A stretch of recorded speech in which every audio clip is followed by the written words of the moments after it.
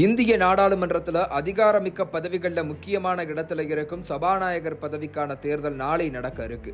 மத்தியில 3வது முறையாக கூட்டணி ஆட்சி அமைத்திருக்கும் பாஜக கிட்ட கூட்டணி கட்சிகளான தெலுங்கு தேசம் மற்றும் ஐக்கிய ஜனதா தளம் இந்த பதவியை டிமாண்ட் செய்வதா தகவல்கள் உலா வந்தன.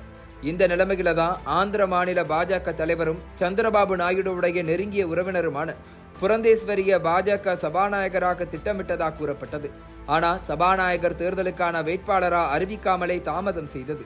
மக்களவையில எதிர்க்கட்சிகளும் கிட்டத்தட்ட சம பலத்தோட இருக்கிறதால ரிஸ்க் எடுக்க விரும்பாத பாஜக மத்திய அமைச்சர் ராஜ்நாத் சிங் மூலமா தங்களுடைய கூட்டணி வேட்பாளரை ஆதரிப்பது குறித்து காங்கிரஸ் தலைவர்களிடம் பேச்சுவார்த்தை நடத்தி இருக்கிறது.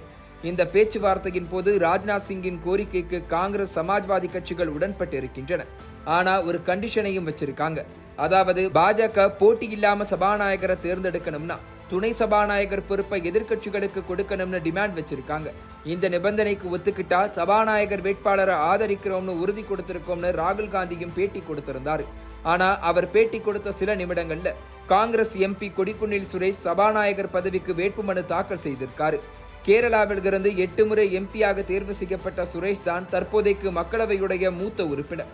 ஏற்கனவே இவருக்கு வழங்கப்பட வேண்டிய தற்காலிக சபாநாயகர் பொறுப்பை பர்த்ருஹரி மக்தப்க்கு கொடுத்தது பாஜக. இதனால அப்போதே பாஜகவுக்கு எதிராக இந்தியா கூட்டணி கட்சிகள் பொங்கி எழுந்தன. இந்த நிலைமையில தான் தற்போது சுரேஷையே சபாநாயகர் பதவிக்கு களமிறக்கி இருக்கிறது காங்கிரஸ் கட்சி. இதன் மூலம் ஒட்டுமொத்த இந்தியா கூட்டணியையும் மீண்டும் ஒருமுறை ஒரே குடைக்குள் திரட்ட வியூகம் வகுத்திருக்கிறது காங்கிரஸ் கட்சி. அதே நேரத்தில் பாஜக சார்பாக மீண்டும் ஓம் பிர்லாவை சபாநாயகர் வேட்பாளராக களமிறக்கப்பட்டுள்ளார். ராஜஸ்தான் மாநிலம் கோட்டா தொகுதியில இருந்து இந்த முறை மக்களவைக்கு தேர்வாகி இருக்கும் ஓம் பிர்லாவை இன்று காலை பிரதமர் மோடி சந்தித்து பேசியிருக்கிறார். அப்போதே ஓம் பிர்லா தான் பாஜகவின் சபாநாயகர் வேட்பாளர் என்பது தெளிவானது. இந்த நிலையில் அவர் வேட்புமனுவையும் தாக்கல் செய்து விட்டார்.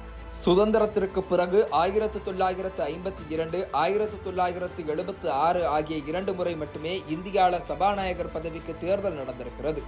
ஒவ்வொரு முறையும் ஆளும் கட்சியும் எதிர்க்கட்சியும் பேசி ஒருமனதாகவே சபாநாயகரை தேர்வு செய்தனர். ஆனால் தற்போது சுதந்திர இந்தியாவின் 3வது முறையாக மக்களவை சபாநாயகர் பதவிக்கு தேர்தல் நடக்க இருப்பது எதிர்பார்ப்பை எகிர வைத்துள்ளது. கடந்த முறை ஒருமனதாக தேர்ந்தெடுக்கப்பட்ட ஓம் பிர்லா இந்த முறை தேர்தலில் வென்று சபாநாயகர் இருக்கையில் அமர்வாரா? எதிர்பாராத திருப்பங்களை நிகழ்த்தி காட்டி எதிர்க்கட்சி வேட்பாளரை சபாநாயகர் இருக்கையில் காங்கிரஸ் அமர வைக்குமா என்பது நாளை தெரிய வரும்.